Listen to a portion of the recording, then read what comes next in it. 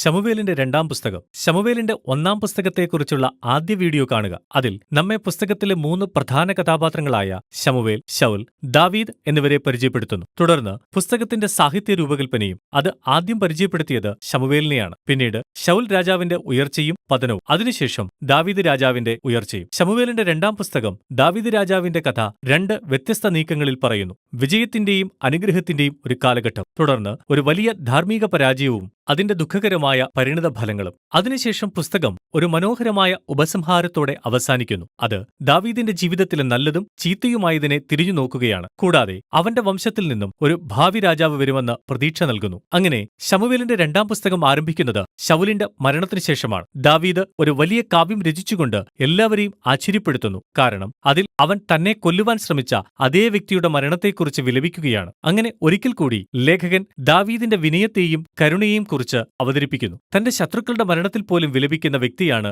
അവൻ. അതിനുശേഷം ദാവീദ് വിജയത്തിന്റെയും ദൈവാനുഗ്രഹത്തിന്റെയും കാലഘട്ടം അനുഭവിക്കുന്നു. എല്ലാ ഇസ്രായേലി ഗോത്രങ്ങളും ദാവീദിന്റെ അടുക്കൽ വന്ന് അവൻ അവരുടെ രാജാവായി എല്ലാ ഗോത്രങ്ങളെയും ഏകോപിപ്പിക്കുവാൻ ആവശ്യപ്പെടുന്നു. അങ്ങനെ ഒരു രാജാവ് ആയതിനുശേഷം ദാവീദ് ആദ്യം ചെയ്തത് യെരുശലേമിൽ പോയി അവൻ അതിനെ കീഴടക്കി ഇസ്രായേലിനെ അതിന്റെ തലസ്ഥാനമാക്കി മാറ്റുന്നു. അവൻ അതിന് ഒരു പുതിയ പേരും കൊടുക്കുന്നു, സിയോൻ. അവിടെ നിന്നും ദാവീദ് അനേകം യുദ്ധങ്ങൾ ജയിച്ച് ഇസ്രായേൽ പ്രദേശങ്ങളെ വിശാലമാക്കുന്നു. ഇപ്പോൾ യെരുശലേമിനെ ഇസ്രായേലിന്റെ രാഷ്ട്രീയ തലസ്ഥാനമാക്കിയതിനു ശേഷം അവൻ അതിനെ അവരുടെ മത തലസ്ഥാനവും ആക്കുവാൻ ആഗ്രഹിക്കുന്നു. അതിനാൽ സാക്ഷ്യപെട്ടകത്തെ അവൻ ആ പട്ടണത്തിലേക്ക് കൊണ്ടുവന്നു. പിന്നീട് ശമൂവേലിന്റെ രണ്ടാം പുസ്തകം 7-ാം അധ്യായത്തിൽ അവൻ ദൈവത്തോട് പറയുന്നു, ഇസ്രായേലിന് ഇപ്പോൾ ഒരു സ്ഥിരമായ ഭവനം ഉള്ളതുകൊണ്ട് ദൈവ സാന്നിധ്യത്തിനും ഒരു സ്ഥിരമായ ഭവനം ആവശ്യമാണ്. അതുകൊണ്ട് അവൻ ഇസ്രായേലിന്റെ ദൈവത്തിനു വേണ്ടി ഒരു ദൈവാലയം പണിയട്ടെ എന്ന് ചോദിക്കുന്നു. എന്നാൽ ദൈവം ദാവീദിനോട് പറയുന്നു, നിന്റെ നല്ല ചിന്തയ്ക്കായി വളരെ നന്ദി. എന്നാൽ വാസ്തവത്തിൽ ഞാൻ നിനക്കൊരു ഭവനം അഥവാ രാജവംശം പണിയുവാൻ പോകുന്നു. ഇപ്പോൾ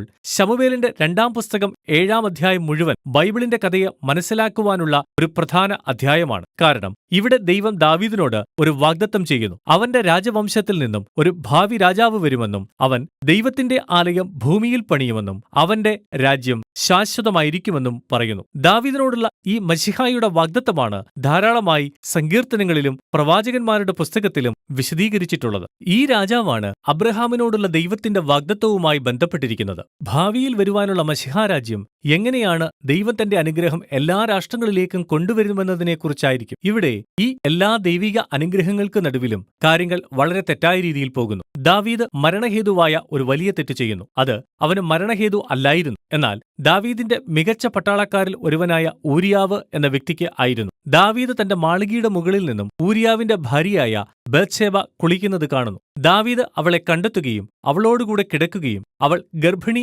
ആകുകയും ചെയ്യുന്നു. പിന്നീട് അവൻ ആ കാര്യങ്ങൾ എല്ലാം മറയ്ക്കുവാനായി ഊരിയാവിനെ കൊലപ്പെടുത്തുകയും പിന്നീട് അവളെ വിവാഹം ചെയ്യുകയും ചെയ്യുന്നു. അത് വളരെ ഭയാനകരമായ ഒന്നാണ്. ഈ കാര്യങ്ങളെക്കുറിച്ചെല്ലാം പ്രവാചകനായ നാഥാൻ ദാവീദിനെ അഭിമുഖീകരിക്കുമ്പോൾ അവൻ വേഗത്തിൽ തന്നെ അവൻ ചെയ്ത ഈ മഹാതെറ്റ് സമ്മതിക്കുന്നു. അവൻ ഹൃദയനുറുക്കത്തോടെ അനുതപിക്കുകയും ദൈവത്തോട് ക്ഷമ ചോദിക്കുകയും ചെയ്യുന്നു. അങ്ങനെ ദൈവം അവനോട് ക്ഷമിക്കുന്നു. എന്നാൽ ദൈവം ദാവീദിന്റെ തീരുമാനങ്ങളുടെ പരിണിത ഫലങ്ങളെ മായ്ച്ചു കളയുന്നില്ല. അങ്ങനെ ഈ ഭയാനകരമായ തിരഞ്ഞെടുപ്പിന്റെ ഫലമായി ദാവീദിന്റെ കുടുംബവും അവന്റെ രാജ്യവും ചിതറപ്പെടുന്നു. അത് ഈ ഭാഗത്തെ ഒരു ദുരന്ത കഥയാക്കി മാറ്റുന്നു, ഏകദേശം ശൗലിന്റെ പരാജയം പോലെ. പിന്നീട് ദാവീദിന്റെ പുത്രന്മാരും അവന്റെ സ്വന്തം തെറ്റുകൾ ആവർത്തിക്കുന്നു. എന്നാൽ അത് കൂടുതൽ ഭീകരമായ വഴികളിലൂടെയായിരുന്നു. അമ്നോൻ തന്റെ സഹോദരി താമാറിനെ ലൈംഗികമായി പീഡിപ്പിക്കുന്നു. പിന്നീട് അതിനെക്കുറിച്ചെല്ലാം അബ്ശാലോം കണ്ടുപിടിക്കുകയും അമ്നോനെ കൊല്ലുകയും ചെയ്യുന്നു. അതിനുശേഷം അബ്ശാലോം തന്റെ പിതാവായ ദാവീദിനെ അധികാരത്തിൽ നിന്ന് മാറ്റുവാനായി ഒരു രഹസ്യ പദ്ധതി ആസൂത്രണം ചെയ്യുന്നു. അവൻ ഒരു അതിക്രമം തുടങ്ങുന്നു. അങ്ങനെ ഒന്നുകൂടെ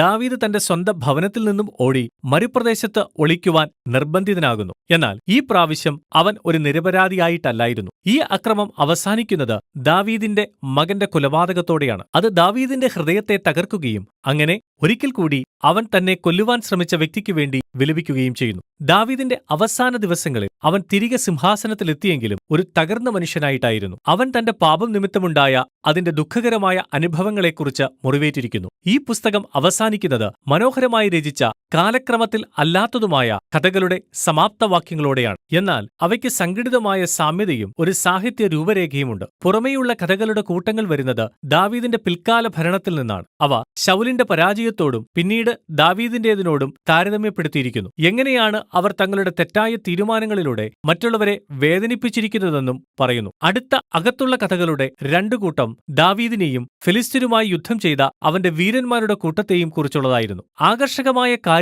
എന്തെന്നാൽ രണ്ടു ഭാഗത്തിലും ദാവീദിന്റെ യുദ്ധത്തിലുള്ള ബലഹീനതയുടെ കഥയുണ്ട്. 1 മുതൽ 9 വരെയുള്ള അധ്യായങ്ങളിലെ ദാവീദിന്റെ വീരപ്രവർത്തികൾക്ക് വിപരീതമായി ഇവിടെ നാം ബലഹീനനായ, സഹായത്തിനായി മറ്റുള്ളവരെ ആശ്രയിക്കുന്ന ഒരു ദാവീദിനെയാണ് കാണുന്നത്. ഈ ഉപസംഹാര വാക്യങ്ങളുടെ മധ്യത്തിൽ 2 കവിത പോലുള്ള പാട്ടുകൾ ആണുള്ളത്. അവ ഓർമ്മക്കുറിപ്പ് പോലെ പ്രവർത്തിക്കുന്നു. ദാവീദ് തന്റെ പഴയകാല ജീവിതത്തെ പുറകോട്ടു നോക്കുകയാണ്. ദൈവം കൃപാലുവായി തന്നെ ആപത്തുകളിൽ നിന്നും രക്ഷിച്ചത് അവൻ ഓർക്കുന്നു. അവൻ ആ സമയങ്ങളെ ദൈവം തന്റെ ഉടമ്പടി വാഗ്ദത്തത്തോടും അവന്റെ കുടുംബത്തോടും വിശ്വസ്തനായിരുന്ന നിമിഷങ്ങളായി കാണുന്നു. 2 പാട്ടുകളും അവസാനിക്കുന്നത് ഒരു പ്രതീക്ഷയിലേക്ക് നോക്കിക്കൊണ്ടാണ്. അത് ഭാവിയിൽ ഒരു രാജാവ് വന്ന് നിത്യരാജ്യം സ്ഥാപിക്കുമെന്ന പ്രതീക്ഷയോടുകൂടിയാണ്. ഇപ്പോൾ ഈ കാവ്യങ്ങളും ദൈവത്തിന്റെ വാഗ്ദത്തവും പുസ്തകത്തിന്റെ തുടക്കത്തിലെ ഹന്നായുടെ പാട്ടുമായി ബന്ധപ്പെട്ടിരിക്കുന്നു. അങ്ങനെ ആരംഭത്തിലും ഇപ്പോൾ മധ്യഭാഗത്തും പുസ്തകത്തിന്റെ അവസാനത്തിലുമുള്ള ഈ ഖണ്ഡികകൾ പുസ്തകത്തിന്റെ എല്ലാ വിഷയങ്ങളെയും ഒരുമിച്ച് കൊണ്ടുവരുന്നു. ശൗലിന്റെയും ദാവീദിന്റെയും തിന്മയുടെ നടുവിലും ദൈവം പ്രവർത്തിച്ചുകൊണ്ടിരുന്നു. അവന്റെ വീണ്ടെടുപ്പിന്റെ ഉദ്ദേശങ്ങളുമായി അവൻ മുമ്പോട്ടു പോകുന്നു. ദൈവം ദാവീദിന്റെയും ശൗലിന്റെയും അഹങ്കാരത്തെ എതിർത്തു. എന്നാൽ ദാവീദ് തന്നെത്താൻ താഴ്ത്തിയപ്പോൾ ദൈവം അവനെ ഉയർത്തി. അങ്ങനെ ഈ പുസ്തകത്തിന്റെ ഭാവി പ്രതീക്ഷ എത്തുന്നത് ദാവീദിനേക്കാൾ വളരെ അപ്പുറത്താണ്. അത് ഭാവിയിലേക്ക് മശിഹാ രാജാവിലേക്ക് നോക്കുന്നു. അവൻ ഒരു ദിവസം ദൈവരാജ്യവും അനുഗ്രഹവും എല്ലാ രാഷ്ട്രങ്ങളിലേക്കും കൊണ്ടുവരും. ഇതാണ് ശമൂവേലിന്റെ പുസ്തകത്തിന്റെ ഉള്ളടക്കം.